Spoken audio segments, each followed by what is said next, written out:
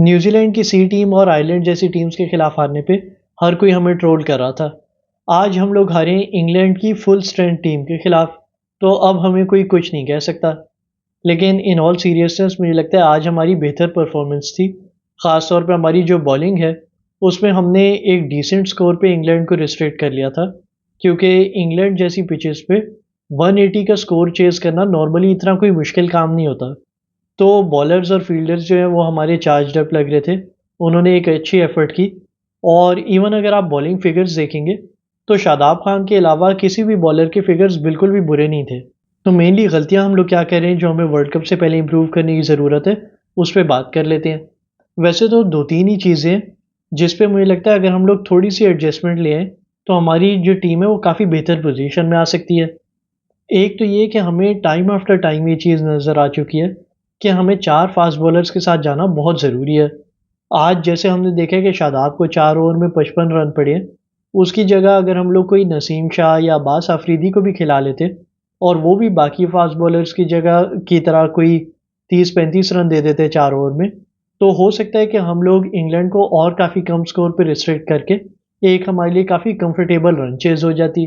तो एक तो ये कि हमें 4 फ़ास्ट बॉलर्स के साथ जाना ज़रूरी है, या अगर 4 फ़ास्ट बॉलर नहीं भी खिलाने तो अबरार को जाना चाहिए, क्योंकि वो गिवन द करंट फ़ॉर्म वो शादाब से एक काफ़ी बेहतर ऑप्शन है। ख़ैर शादाब की जो फ़ॉर्म है वो एक बहुत बड़ा इशू है, उस पे मैं तफ़सील से एक और वीडियो में बात करूँगा। फ़िलहाल और भी जो इश्यूज़ हैं उन पे बात कर लेते हैं। तो दूसरी चीज़ ये है कि बाबर आज़म जो है, वो अक्सर एक सेट गेम प्लान के साथ फ़ील्ड में जाते हैं एज़ अ कैप्टन, और कभी-कभी बहुत ज़रूरी हो जाता है कि जब चीज़ें आपके हक़ में ना जा रही हों, तो आप फिर उस गेम प्लान को थोड़ा-सा मैच सिचुएशन के हिसाब से अल्टर करें। लेकिन वो चीज़ बाबर बिल्कुल नहीं करता। मतलब आज जैसे शादाब खान है, वो नज़र आ रहा था स्ट्रगल कर रहा है, तो आप 1-2 ओवर कोई साइम अय्यूब को दे देते या इफ्तिखार अहमद को दे देते। लेकिन बाबर ने पहले से सोचा होता है कि 5 ये जो मैं बॉलर्स खिला रहा हूँ, इनसे ही ज़बरदस्ती 20 ओवर कंप्लीट करवाने हैं। मतलब मैच सिचुएशन को थोड़ा-सा देख के, थोड़ी बहुत मुझे लगता है फ्लेक्सिबिलिटी बहुत ज़रूरी हो जाती है, कि आप देखें कि अगर आपका कोई बॉलर स्ट्रगल कर रहा है, तो आपके पास कोई और अगर ऑप्शन है उसको यूज़ कर लें। ये एक चीज़ मुझे लगता है थोड़ा-सा होना चाहिए कि बाबर इतना घबराया ना करे कि कोई पार्ट टाइम बॉलर को दे दिया तो कोई मसला ना हो जाए। थोड़ा-सा कभी-कभी सिचुएशन के हिसाब से आपको एडजस्टमेंट्स लानी पड़ती है। अच्छा, अब आते हैं बैटिंग में। अब बैटिंग में काफ़ी ज़्यादा इश्यूज़ हैं जो हमें जल्दी फिक्स करने की ज़रूरत है। अगर हम लोग सबसे पहले अपने टॉप ऑर्डर से ही शुरू कर लें, तो हमने ये जो बाबर और रिज़वान का पेयर है, जो हमें कंसिस्टेंटली 50-60 से ऊपर रन्स की पार्टनरशिप लगा के दे देता था, उसको क्यों तोड़ा था? कि साइम अय्यूब को एज़ एन ओपनर खिलाना है, क्योंकि वो एक बहुत इम्पैक्टफुल प्लेयर है और वो एग्रेसिव प्लेयर है, वो तेज़ खेल के मैच एक साइड पे लगा सकता है।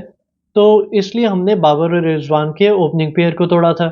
मसला ये है कि हम लोग साइम अय्यूब को इस बेसिस पे खिला रहे हैं कि इस तरह के प्लेयर 10 में से सिर्फ 2-3 मैचेस में ही चलेंगे, लेकिन वो 2-3 मैचेस वो आपको सिंगल हैंडेडली जिता सकते हैं।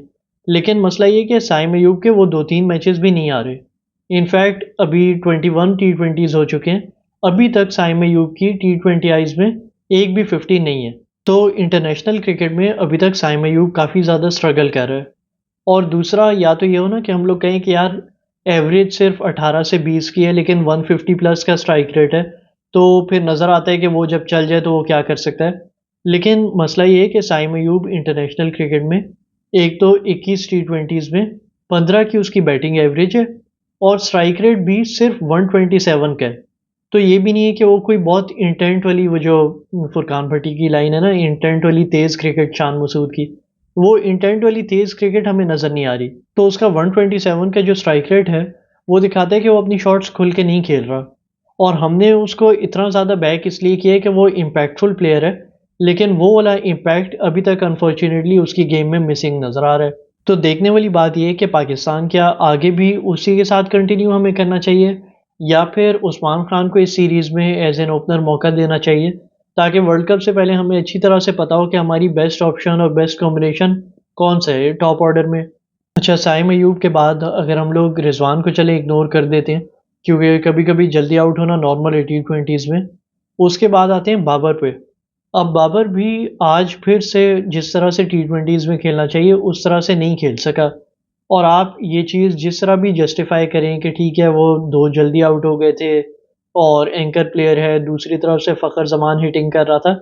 लेकिन फिर भी बाबर जिस तरह का जिस कैलिबर का प्लेयर है और जितना एक्सपीरियंस प्लेयर है, उसको चाहिए था वो थोड़ा ज़्यादा हेल्दी स्ट्राइक रेट के साथ खेलता और थोड़ी-सी ज़्यादा इंटेंट दिखाना बहुत ज़रूरी है बाबर और रिज़वान की तरफ से। जहाँ बाकी दुनिया के टॉप ऑर्डर प्लेयर 140-150 के स्ट्राइक रेट से खेल रहे हैं, हमारे जो तीनों टॉप ऑर्डर बैट्समैन हैं, साइम, रिज़वान और बाबर, तीनों 120s के स्ट्राइक रेट से खेल रहे हैं। तो ये आपको नज़र आता है कि बहुत बड़ा हमारे लिए इशू है और इन तीनों को चाहिए कि थोड़ी ज़्यादा इंटेंट के साथ खेलें और एग्रेसिव हम स्टार्ट दें यहाँ पे हमारे लिए, क्योंकि बाकी दुनिया से हम लोग काफ़ी पीछे हो जाते हैं। अच्छा, फिर आया फ़खर ज़मान। अब फ़खर ज़मान हमारे टॉप ऑर्डर में एक वाहिद बैट्समैन है जो प्रॉपर T20 की इंटेंट से खेल रहा है और उसने एक बार फिर से दिखाया है कि वो कितना ज़बरदस्त पावर हिटर है।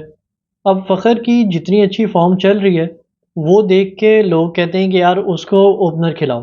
अब फ़खर की जितनी अच्छी नंबर 4 पे फॉर्म लगी हुई है, उसको बिल्कुल भी कुछ छेड़ने की ज़रूरत नहीं है वर्ल्ड कप तक। ये मैंने बहुत ज़्यादा कमेंट्स देखे हैं कि लोग कहते हैं कि यार फ़खर इतनी अच्छी हिटिंग कर रहा है, उसको ओपनर भेजो। हमारा एक इशू हमारा सॉल्व हुआ नहीं होता, हमें फिर उसको तोड़ने की पड़ जाती है। अब फ़खर नंबर 4 पे इतना अच्छा खेल रहा है, वहाँ पे उसको खेलने दें, वो एक बहुत क्रूशियल पोज़ीशन होती है। ओपनिंग का अगर सॉर्ट आउट करना है, वहाँ पे आप देख लें उस्मान खान हो सकता है या कोई और अगर हो सकता है। फ़खर ने नंबर 4 की पोज़ीशन अच्छी सँभाली हुई है, उसको बिल्कुल भी छेड़ने की ज़रूरत नहीं है। वो एक गिनी-चुनी जो हमारे लिए चीज़ें सही चल रही हैं, उसमें से एक ये है कि फ़खर जो नंबर 4 पे आ रहा है। उसके बाद है आज़म खान। अब आज़म खान के बारे में भी क्या बात कर सकते हैं। वो भी साइम अय्यूब की तरह यही है कि हम लोग उसे बैक करते जा रहे हैं और पीएसएल वगैरह में ये दोनों इतना मारते रहते हैं, लेकिन इंटरनेशनल में ये अपनी हाइप के हिसाब से परफॉर्मेंस बिल्कुल भी नहीं दे पा रहे। इनफैक्ट आज़म खान ने अभी आयरलैंड के खिलाफ 1-2 मैचेस में चल गया था, लेकिन टॉप ऑर्डर टीम्स के खिलाफ आज जो उसने 11 रन्स बनाए, वो उसका किसी भी टॉप ऑर्डर टीम के खिलाफ इंटरनेशनल क्रिकेट में हाईएस्ट स्कोर था। तो आप अंदाज़ा लगा सकते हो कि वो कितना ज़्यादा स्ट्रगल कर रहा है, अगर 11 रन्स उसका हाईएस्ट स्कोर है आज तक का। मुझे खुद भी पर्सनली लगता है कि साइम अय्यूब और आज़म खान में जितना टैलेंट है, जितना पोटेंशियल है, तो उनको बैक थोड़ा-सा करना भी चाहिए। लेकिन अभी तक अनफॉर्च्युनेटली वो दोनों बिल्कुल भी उस चीज़ को जस्टिफ़ाई नहीं कर सके, बिल्कुल भी परफ़ॉर्म नहीं कर सके और जल्द से जल्द उन लोगों के लिए बहुत ज़रूरी है कि वो थोड़ा-सा कंसिस्टेंसी दिखाएँ, वरना फिर उनको रिप्लेस करना बिल्कुल जस्टिफ़ाएबल हो जाएगा। उसके बाद आया शादाब खान। अब उसके बारे में हम बात कर चुके हैं, वो स्ट्रगल कर रहा है, बैटिंग से ज़्यादा बॉलिंग में कर रहा है, लेकिन आज बैटिंग में भी नहीं चला। उसके अलावा इफ्तिखार अहमद ने ठीक खेला स्लो स्टार्ट लेने के बाद और इमाद वसीम जो है, उसने बॉलिंग में हमारा बेस्ट बॉलर होने के बाद बैटिंग में भी उसने कोशिश की, इंटेंट दिखाई, अच्छा खेला। तो उसका फॉर्म में होना हमारे लिए एक बहुत अच्छा साइन है। इन कंक्लूजन मुझे लगता है ओवरऑल हम लोगों की मोस्ट जो चीज़ें वो कवर्ड है। 2-3 चीज़ें जो चेंज करने की ज़रूरत है, वो एक ये है कि शादाब को ड्रॉप करें, 4 फास्ट बॉलर्स के साथ जाएँ या फिर अबरार अहमद के साथ जाएँ। आज़म खान और साइम अय्यूब जो हैं, उनको ज़्यादा कंसिस्टेंसी के साथ खेलने की ज़रूरत है और हमारा जो पूरा ही टॉप ऑर्डर है, जिसमें साइम, रिज़वान, बाबर हैं, हर एक को अब बहुत ज़्यादा टाइम हो गया कि इनको इंटेंट के साथ और काफ़ी ज़्यादा एग्रेशन के साथ खेलने की ज़रूरत है। ये थोड़ी-सी चीज़ें अगर हम लोग अपनी एडजस्ट कर लें, तो मुझे लगता है हम लोग काफ़ी ज़्यादा बेहतर पोज़ीशन पे आ सकते हैं। इसी के साथ वीडियो ख़त्म करते हैं। अल्लाह हाफ़िज़।